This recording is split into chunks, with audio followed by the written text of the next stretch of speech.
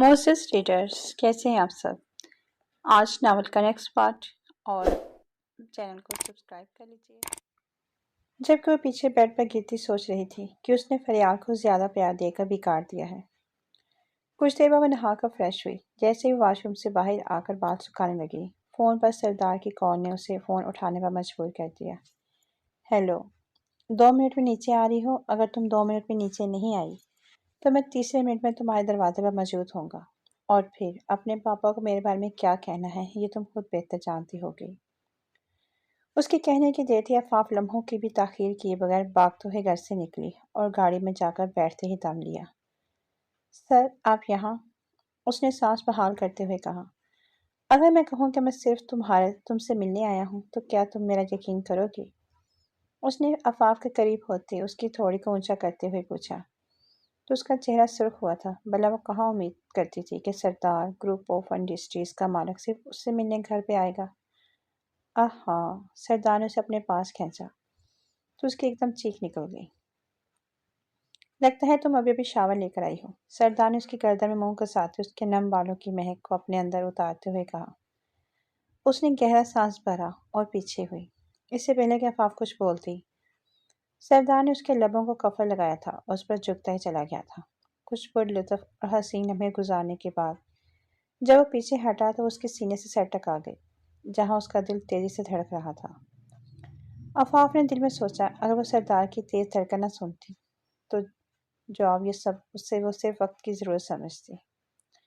जबकि खास एहसासात थे। सर, कल मेरी जान बचाने के लिए शुक्रिया। आफाफ ने वहीं सर रखे कहा, मगर जब कोई जवाब न मिला तो सर उठाकर देखा, जहाँ सरदार सीट से आंखें बंद किए सर टकाए हुए बैठा था। उसे लगा कि वो सो गया है, लेकिन वो इस बात से अनजान थी कि जब आफाफ उसके पास हो तो सरदार का सोना नामुमकिन है। उसके बाबा की कॉल आने लगी तो उसने फौरन कॉल पिक की। जी बाबा, मैं हरीम की तरफ हूँ, बस थोड़ी देर तक घर आ रही हूँ। ये कहते ही उसने कॉल काटी और सरदार की तरफ देखते हुए बोली, सर आप प्लीज़ मुझे इस स्ट्रीट के साइड पर ही उतार दें, इससे आगे मैं खुद ही चली जाऊंगी। उसने अपने गीले बालों को समेटते हुए कहा। लड़की, क्या तुम लोगों पर हमारा रिश्ता वादे नहीं करना चाहती?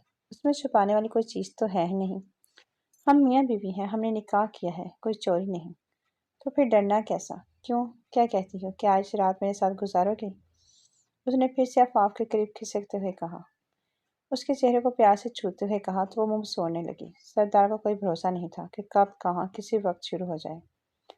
उसको मुंह सोड़ते देख वो पीछे हुआ और अपने फ़ोन की तरफ देखने लगा, मगर दिल में सोचा कि जब भी उसे तंग करता था और उसके तंग करने पर जो आफाफ के चेहरे पर चिढ़ने के तीखे से मज़े के तासुरात आते थे, वो एकदम प्राइसलेस होते थे, जिसके लिए सरदार सारी ज़िंदगी ऐसा करने को तैयार था।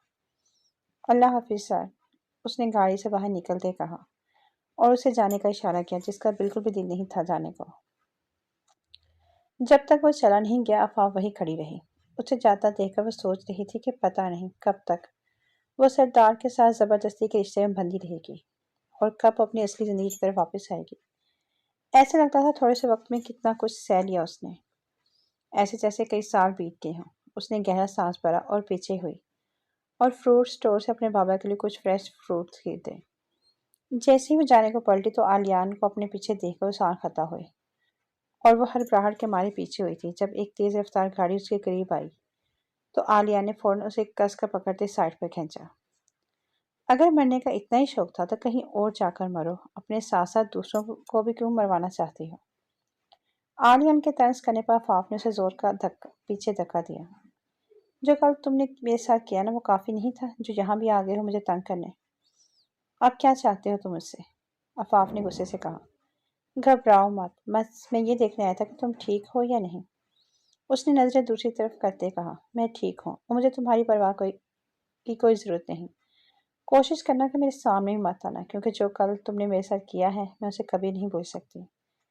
आफाफ ने संजीदगी से कहा तो आलिया उसके हाथ से फ्रूट के शापर लेता आगे आगे चलने लगा। अगर तुम चाहते हो कि मैं सरदार को छोड़ दूं तो तुम्हें उसके लिए खुद उससे बात करनी पड़ेगी। मैं तुम्हारी कोई मदद नहीं कर सकती। आफाफ ने अपना दामन बचाना चाहा। और अगर तुम सरदार को मुझसे दूर कर दोगे तो मैं उसके लिए तुम्हें पैसे देने के लिए भी तैयार हूँ। जो भी था, वो सरदार के साथ तजलील भरी जिंदगी गुजारने के लिए तैयार नहीं थी। कितने पैसे दे सकती हो तुम मुझे? عالیہ نے اسے اوپر سے نیچے تک دیکھتے ہوئے کہا، جیسے کہنا چاہ رہا ہو، کیا واقعی مجھے تمہارے پیسے کی ضرورت ہوگی؟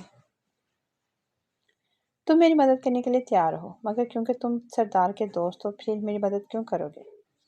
آفاق نے حیرت سے پوچھا۔ کیونکہ میں نہیں چاہتا وہ اور تم ایک ساتھ رہو، بلکہ یہ کہنا ٹھیک ہوگا کہ میں کسی بھی لڑکی کو سردار کے ساتھ نہیں رہنے دینا چاہتا، اور یہاں تو وہ تمہارے لیے احساس ہو رہا ہے جو نہایت قابل قبول ہے، اس نے سرد لہجے میں کہا۔ یہ سردار کے لیے نہایت فکر مند ہے، مگر ایسی فکر کہ لڑکیوں کو دور کر دینا، بھلا یہ کیسا پیار ہوا؟ کہیں یہ وہ تو نہیں؟ اس سے آگے آفاق سوچنا بھی نہیں چاہتی تھی۔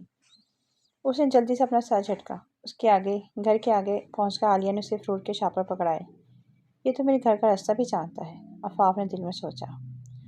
جب تمہارا ذہن بنے تو مجھے بتانا، میں تمہاری مدد کے لیے تیار رہوں گا۔ یہ کہتے ہی وہاں سے جا چکا تھا۔ صبح جب وہ یونیورسٹی جانے کے لیے باہر نکلی تو تھوڑی دور عالیان اپنی گاڑی میں بیٹھا اسی کا انتظار کر رہا تھا۔ آؤ بیٹھو، میں تمہیں چھوڑ دیتا ہوں۔ اس نے آفاق کو یونی چھوڑنے کی آفر کی۔ نہیں شکریہ، میں خود جا سکتی ہوں۔ جیسے وہ پبلک ٹرانسپورٹ میں سوار ہوئی وہ بھی اس کے پیچھے وہیں چلا آیا۔ کہاں تھی تم؟ آفاق پتہ ہے میں کتنی پریشان ہو گئی تھی۔ حریم نے یونی کے باہر آفاق کو جا گھیرا تھا۔ سانس لو حریم، میں ٹھیک ہوں، اس نے حریم کے کندھے پر ہاتھ رکھتے ہوئے کہا۔ واہ یار، اتنا چارمنگ لڑکا ہماری یونی میں کیا کر رہا ہے؟ ایک لڑکی کی آواز پر حریم اس کی طرف متوجہ ہوئی۔ تو تم تو اس دن والی عالیان شاہ ہو جس نے آفاق سے بدتمیزی کی تھی۔ تم یہاں کیا کر رہے ہو؟ حریم نے آفاق کے پیچھے عالیان کو دیکھا تو کڑے تیونے سے پوچھا۔ اس پر مت برسو، یہ اس دن میرے ساتھ تھی اور اس کی فون کی چارجنگ ڈیڈ تھی، اس لیے تمہیں کال نہیں کر پائی۔ عالیہ نے آفاق کی سائڈ لی۔ کیا یہ شخص نہیں چاہتا تھا کہ آفاق کو سردار الگ ہو جائے، تو پھر یہ خود آفاق کے ساتھ کیوں ہے؟ حریم نے دل میں سوچا۔ اس دن مجھے لگا تھا کہ سردار آفاق ریلیشن شپ میں ہے، اس لیے میں تھوڑا پاگل ہو گیا تھا، کیونکہ میں آفاق سے پیار کرتا ہوں تو مجھے برا لگا تھا۔ عالیہ نے سر کھجاتے کہا تو ان دونوں کے منہ حیرت سے کھل گئے۔ کیا کہا تم نے؟ حریم نے چیخ کر کہا۔ مذاق کر رہا ہے وہ حریم، آفاق نے عالیہ کو گھوڑیوں سے نوازتے ہوئے کہا۔ اب تم جاؤ عالیہ، میرا پیچھا مت کرنا، آفاق نے دانت پیستے کہا۔ کیا تم میرے ساتھ ناشتہ نہیں کرو گے؟ میں نے کل رات کچھ نہیں کھایا، کیا تم جلدی میں یا تم سردار کا انتظار کر رہی ہو؟ عالیہ نے معصومیت کی حدیں پھلانگتے کہا۔ آؤ میں چلتی ہوں تمہارے ساتھ، آفاق نے دانت کچکچاتے کہا۔ حریم کیا تب تک تم میری بکس لے آؤ گی؟ کیوں نہیں، تم اس ہینڈسم لڑکی کو بھوکا مت رکھنا یار، اس نے وہاں سے بھاگتے کہا تو اس کو گھور کر رہ گئی۔ ناشتے سے واپسی پر آفاق سوچ رہی تھی کہ عالیان باقی میروں جیسا نہیں، ڈھابر کا کھانا بھی کتنے مزے سے کھا رہا تھا یہ۔ میں تمہیں غلط سمجھا تھا پہلے، اس لیے تمہارے ساتھ اتنا برا سلوک کیا، بدتمیزی کی۔ میں تم سے دل سے معافی مانگتا ہوں، پلیز مجھے معاف کر دو۔ عالیہ نے پینٹ کی جیبوں میں ہاتھ ڈالتے اس کے ساتھ چلتے ہوئے کہا۔ اگر تمہیں لگے کہ سردار تمہیں تنگ کر رہا ہے تو میرے پاس آنا، میں تمہاری مدد کروں گا، اس نے خلوص سے کہا تو اسے دیکھتے سوچنے لگی۔ جب سردار اسے ٹارچر کرتا تھا تو کون تھا اس کے پاس جس سے وہ مدد مانگتی؟ رونے کے سوا اور کچھ نہیں کر سکتی تھی۔